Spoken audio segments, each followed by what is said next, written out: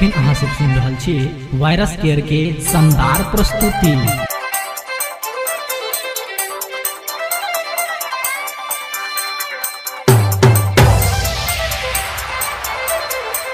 Recording by virus care.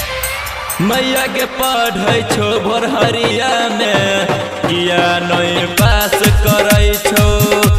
मैया के पढ़ै छो भोरहरिया में किया नहीं पास करै छो।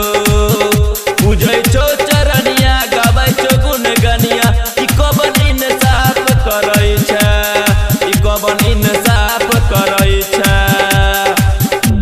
मैया के पढ़ै छो भोरहरिया में किया नहीं पास करै छो। मैया के पढ़ै छो भोरहरिया में किया नहीं पास करै छो, किया नहीं पास करै छो। प्रेम से बोलिए सरस्वती मैया की। अखन अहाँ सब सुन रहल छी वायरस केयर के शानदार प्रस्तुति।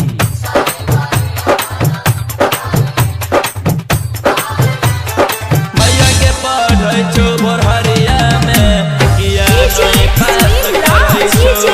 मैया के पढ़ै छो भोरहरिया में किया नहीं पास करै छो। हाँ बुझै त छियै गलती त कोनो भए गेलै त ओकरा से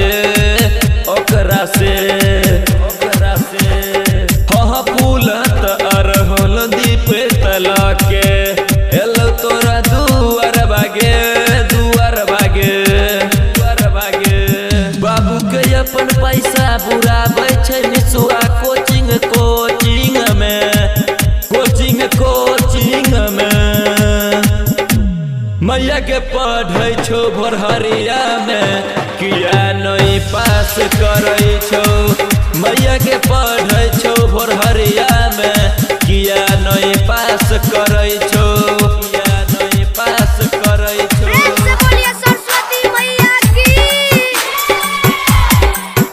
अखन अहाँ सब सुन रहल छी वायरस केयर के शानदार प्रस्तुति।